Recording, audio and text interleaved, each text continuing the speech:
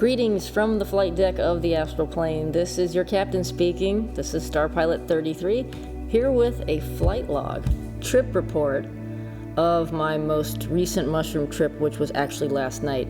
Now, you probably remember me from 434's video about the Machine Elf spaceships, and I'm going to just shout out right now to 434 and thank you so much for everything you've done and for giving me a chance to talk about this stuff a little bit, because it really is interesting, and once again, it's a repeatable experience. I've got more to tell you today, and here's where I'm going to start with this.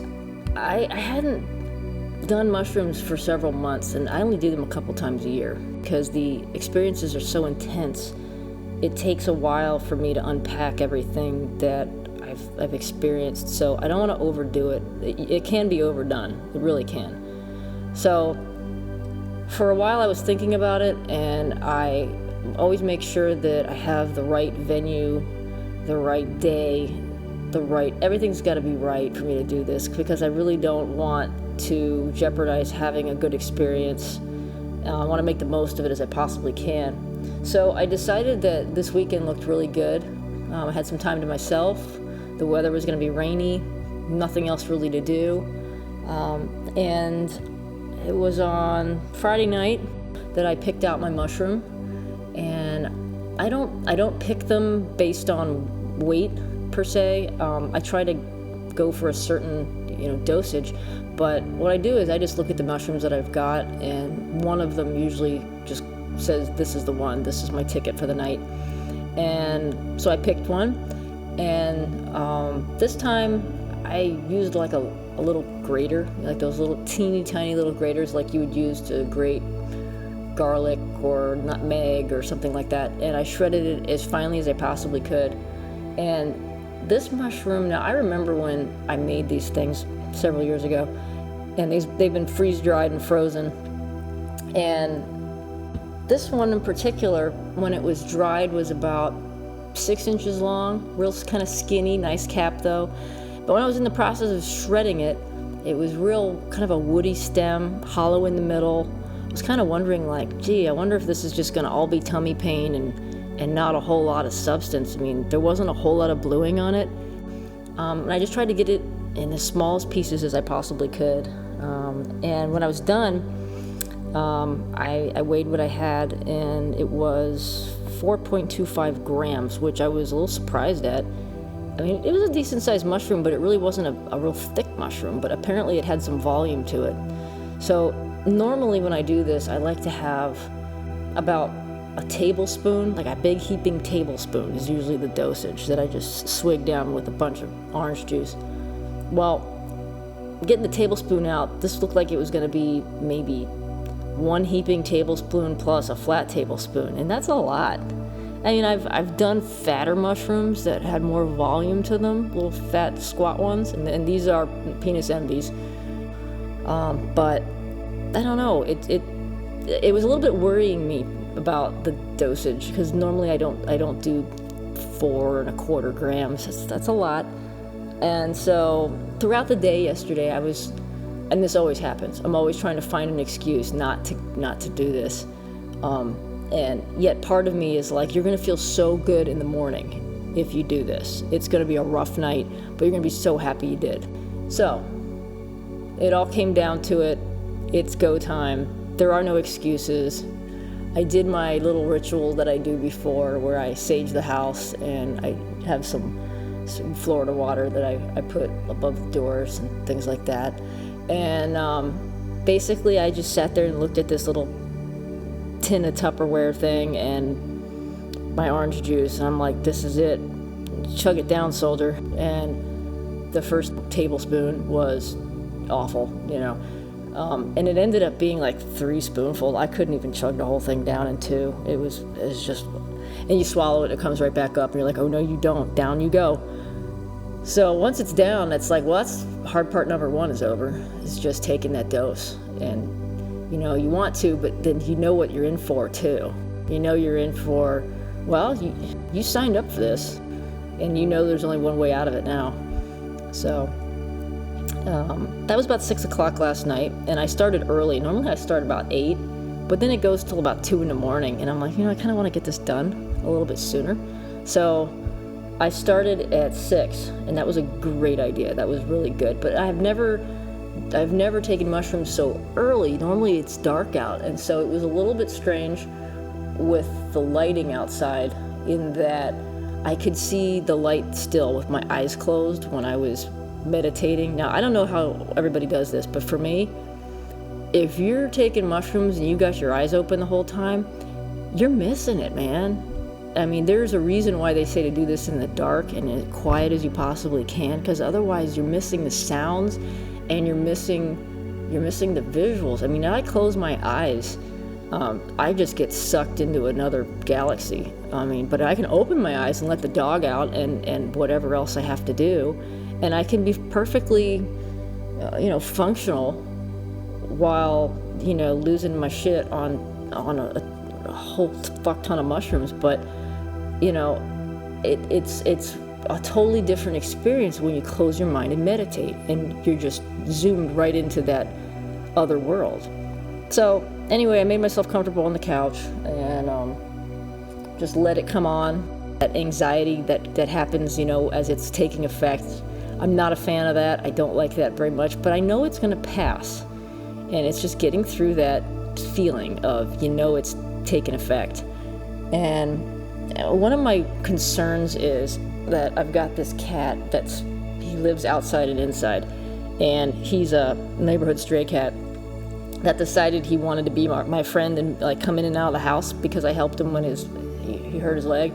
Anyway, I was kind of concerned because this is the first time I've really done this since he's been around, and I was worried that he was going to be like a pain in the ass all night long wanting to come in and out while we're doing this. Well, sure enough, he wants to come in, and I let him in, and what does this cat do? As I'm laying there on the couch with the blanket on, he's about 15 years old, 20-pound, outdoor kind of community cat, decides he's going to just jump up and lay on me, basically stretch out completely.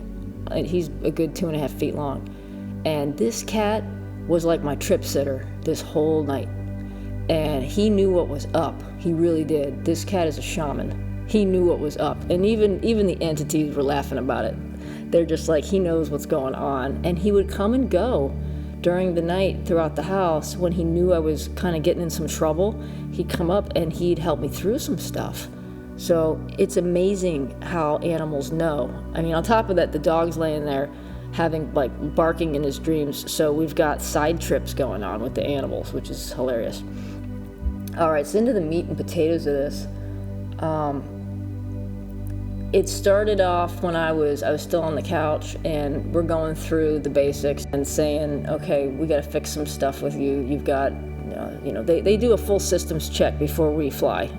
They make sure that I've got my head in order, and they wipe a lot of stuff out that's accumulated since the last time that I was there. And I saw they started showing me some stuff, and this was after I sort of declared my intentions to them, as I'm here to learn, I'm here to heal, and I'm just here grateful for this experience that I'm able to do this in the safety of a place like this where I can really benefit from it. And anything you want to show me, I'm open to it, and I can't wait. And I'm just going to add that plug in there. If you got any spaceships that need flying tonight, you found your pilot. And the first thing they did was, and I'm sure probably some of you have seen this before, it was like a bending of space-time type thing, but it was almost like organic matter, sort of like you're looking into like tissue, almost like a taffy twisted pink kind of tissue. And for some reason it's telling me to look at where this all conjoins together, like where this rift is pulling apart. And in the middle, as you get closer and closer and closer, it's like oozing, like I don't know if it's blood or what, but there's like this liquid oozing out of this rift in matter. And it made me follow the trail of this liquid down, and it kind of congealed into what looked like a cocoon of something that in the outside of it looked like stained glass, just beautiful pattern, like an insect, but its wings folded up in a cocoon, like in this package. And it kind of told me, like, this is where the spaceships come from. Like, this is how they're made. They're actually born. And they're born from some sort of a primordial ooze, I guess. And they hatch like an insect, which is interesting because a lot of them do have a very insect-like look to them. And if you get a chance to see one from the outside, a lot of times you see them from the inside, and it's like being in some amazing casino type thing. But the outside is very, very interesting because some of them are very insect-like.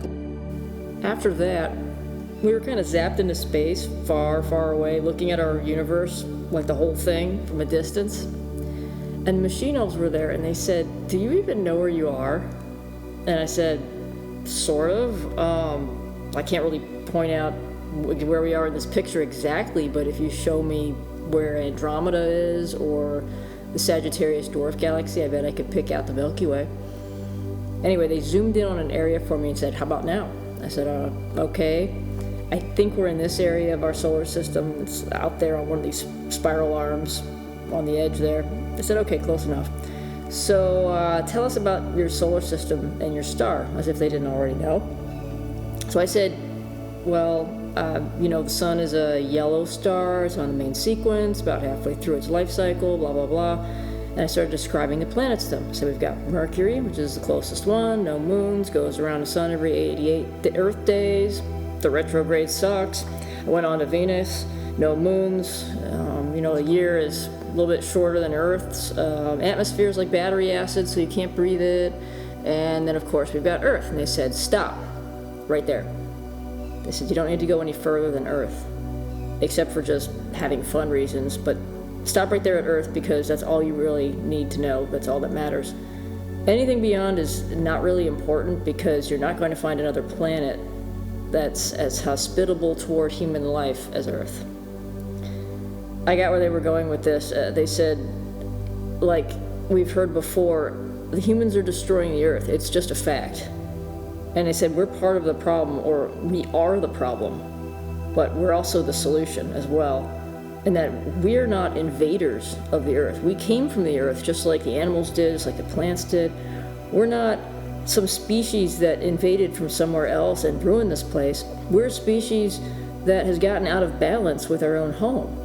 And our purpose here, which we do have a purpose here, was to maintain and cultivate the Earth and manage the animal populations so that there's no imbalance. But what did we do? We went ahead and created the imbalance ourselves and screwed everything up.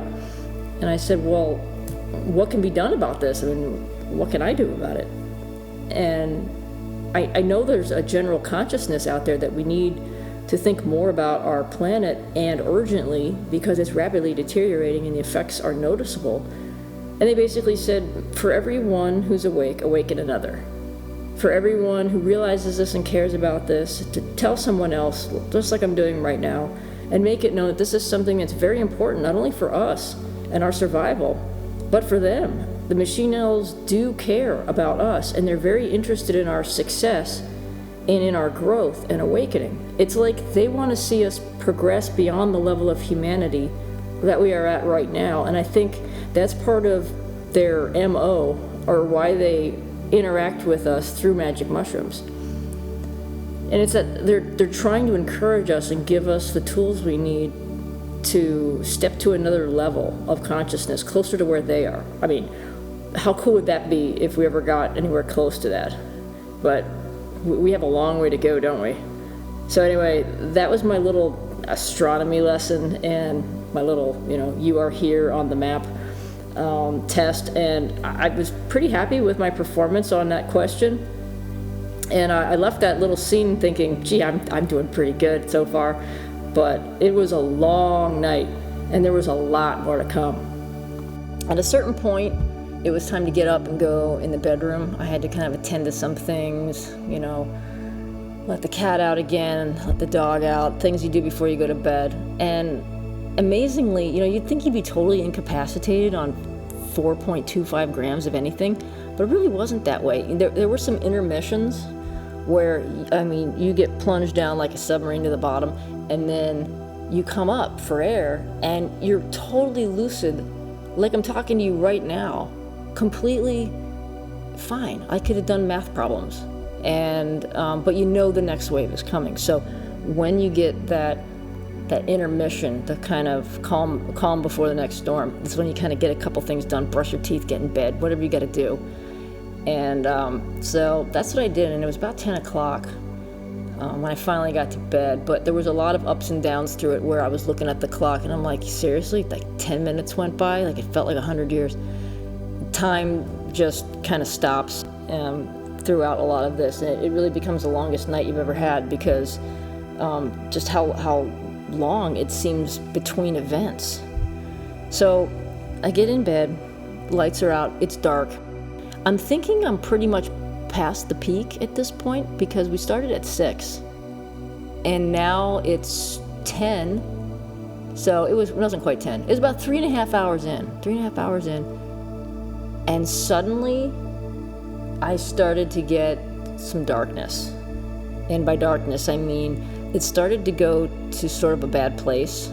And I've never had what I would call a bad trip before, as far as something where I couldn't get out of it or I couldn't remedy what was going on. But this was a little bit different. And I have some strategies that I use when things start to kind of turn south. And the first thing I did was I spread my arms out, smile, and I say happy, grateful. And you know what? It does change the vibe. However, it doubled down on me and hit me again real hard with the darkness. And it was one of those things where you're like, I just kind of wish this was over. I've got like another 5 hours to go here, and is it going to be like this for the rest of the time? Like, I don't know if I can handle it, if this is what it's going to be like. You start this dialogue in your mind, and I'm like, you know, pull yourself together, SpongeBob, Starpilot. You know, you can do this. This is not, you know, this is nothing that you don't already know about, and you know this happens, and you know that you have two choices. You can either surrender to the fear and end up freaking out for the rest of the night, or you can come out the other side of this, and you know that the choice is up to you. So I went to my go-to fail-safe, and I use this anytime I encounter an entity that's a little questionable. I'll say the Our Father, or I'll say, you know, in the name of Jesus Christ, if you're not of the light, get the hell out of here. And they will. They absolutely will. And so I said the Our Father. I just said the prayer, and I got to the end. And the machine elves were like, say it again. And so I did. And I say it again. They said this like 5 times, and it like the darkness wasn't leaving. And they said, say it again and think about each line. And I did, and I said it slowly. And as I got to the end, I was transported back to when I was a kid, and my mother taught me that prayer.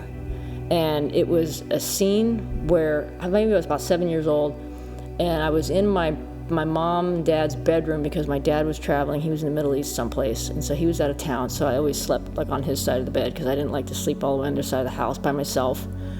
And it was maybe 7:30 at night. She's putting me to bed early, and we had the windows open. This was in New Jersey, and the windows were open, and the lace curtains were blowing, and there was the kind of golden light of sunset. And my mom's sitting with me in the bed, and she's like, I want to teach you something. And she said, just repeat after me.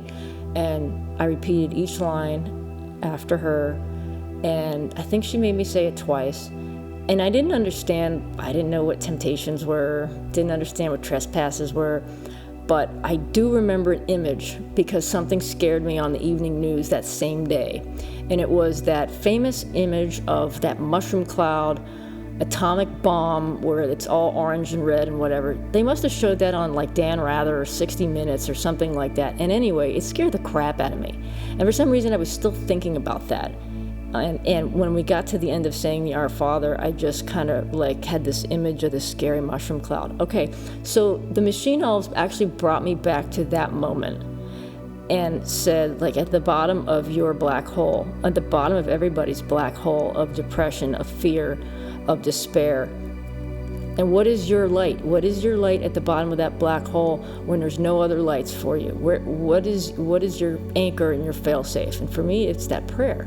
And I thought to myself, I have the best mom in the whole world. Like, she probably had no clue that when she taught me that prayer, that someday, years in the future, her daughter would need that because she had just taken a shit ton of mushrooms and she was in a really, really dark place, and that was the light at the bottom for me. And that was the end of that dark part of this trip. But when I got to that point, what did the machine elves do? They sent that picture of that mushroom cloud, like, booyah, deep shit. Like, literally, they said it like that, deep shit. And I'm like, you guys, stop it, you know? Like, you can't even be serious about this. And it's almost like, yeah, you know, this is our sign to you. And they brought me back to that moment, like they connected that moment with this moment right there. And you know what? That was like the end of the fear. It really was. And the vibe totally changed. Like, I broke out of it. And at that same moment, here comes the cat, the shaman cat. Now, he let me fight through all this by myself. He didn't interfere while I was going through this dark time. But as soon as it was over, he jumped up and was snuggling next to me on the bed, like head on the pillow with me, making little purring noises and whatever, and just being, you know, a comfort to me. And he stayed for as long as he felt I needed him, and then he got down later on. But it was really great how everything was working together for this experience. And I can honestly say this was the best mushroom trip I've ever had. And I was so worried about it and so apprehensive about what was going to happen, and is this going to be too much, and am I going to lose my shit, and if I do, am I going to find it again? And it's all this fear was about something that doesn't exist. And in fact, all the fear that I felt at that one moment in this journey, again, was about stuff that didn't really exist, because like they were saying, you know, about as above, so below. No, that's not exactly true when you get into the depth of the darkness. What's above is not what's below. It's all a lie at that point. And just because you've got darkness inside, just because you've got darkness outside, doesn't mean you've got darkness at the bottom. That it actually works in reverse. And then at the bottom, there's light. And you got to keep going till you find that light. And when you find that light at the bottom, you've won. So that was the first major profundity in the trip. There's a lot of other stuff in there too, but I just want to hit on one more point. And that was yet another spaceship. And we kept going in and out of different scenarios, but you know, penis envy mushrooms have a very masculine dynamic, obviously. And this was unique in that it was the first time that I have sensed so much female energy. And there was a lot of female imagery in this, and in this next spaceship was by far the most female-like entity that I have encountered as far as spaceships go. So with this one, I'm in yet another spaceship, kind of checking it out on the inside and just marveling at how gorgeous the engineering is in this. I ran into a machine elf in there too. I could say he looks like a combination, if you can imagine, like the Borg, but then put in a good pinch or two of Transformers. And that's what he kind of looked like. But from an engineering point of view, like, I appreciate that kind of stuff. He's like fascinating. Like, I'm like, dude, you're so cool.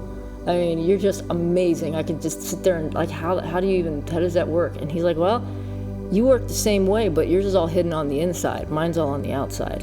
So that was pretty cool. And so then I'm walking around this beautiful ship and I'm talking and it's a female. And I said, you're amazing. You're so gorgeous. I want to know what you look like on the outside. And she said, oh, I don't know.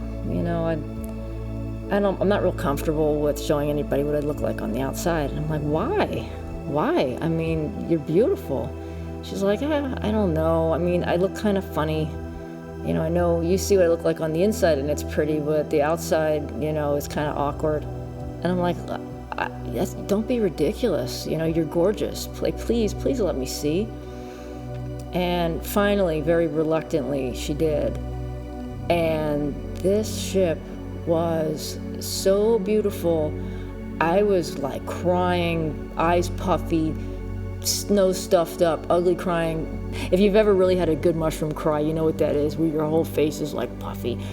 And I was like, it looked like a dragonfly, like a mechanical dragonfly, but not sharp angles in the mechanics of it. It's very organic, like if you were to take a dragonfly and mechanize it in a very natural way. And the wings were beautiful and translucent, just like a dragonfly's wings, and they were tipped with rainbow colored lights that went all around the tips, outlining the wings. But the beauty of it was staggering. And I said, honey, why don't you think you're beautiful? You're gorgeous. I mean, you're stunning. You know, what about you are you so afraid to share with everyone? And she said, I don't know. I mean, don't you feel the same way? I said, yeah. And so we had a moment there where I realized that, and it was so ridiculous. It's like you've got this beautiful creature and she doesn't think she's beautiful, and yet she's absolutely stunning inside and out, and she doesn't like herself. And and then she's looking at me the same way. And we had a moment, and I said, you know what? I was always glad that I never had a sister in real life, because I didn't want the competition of having to measure up to somebody else. I've seen it happen too much in families. And if you're out there and you have a sister, that's great. Congratulations. I just don't know of a lot of examples, but I was always glad that I had a brother instead. And but after meeting this ship, I was like, I got a soul sister, that we are one and the same. We really are. And we were just so happy to find each other. And we just spent like this whole time just kind of, I don't know, hugging, being close to each other type thing. And there was this little compartment that was not a cockpit, but it was almost like a cocoon. And I plugged into it perfectly. And her neural network and my neural network just merged, like they plugged right in, and it was beautiful. And we just spent some time like that, and I didn't want to go. I really didn't want to go. And I said to her, like, am I going to be able to see you again? And she's like, yeah, every time. You know, we're sisters now. And it was such a beautiful moment. It really was. And I think when I said to these machine elves early on in the journey, I was like, hey, I'm ready for a challenge. Give me your most difficult ship. I think they gave me this one, and I'm glad they did. This was a really, really unique experience, where so many of the other ships that I've flown and been with are very masculine, very mission-oriented. Like there was one earlier in the trip that was like a hurricane. It looked like a giant spinning disc, kind of like a flying saucer, but it's the size of a hurricane with rainbow colors. And that was fun. That was, pilot dream, fun meter pegged to the wall, awesome. But it was, there was no female element to that at all. This ship, there absolutely was. And when I asked her name is not something that you can say. It was more, there was 3 notes, and this almost like 3 little bells ringing, and that was her name. And there is no way I can say that name, really, but the sound of it was beautiful. Like if you could imagine 3 silver fairy bells ringing 3 notes, that was her name. So a really amazing special experience in that. And this was the first journey where I didn't have a really rough come down.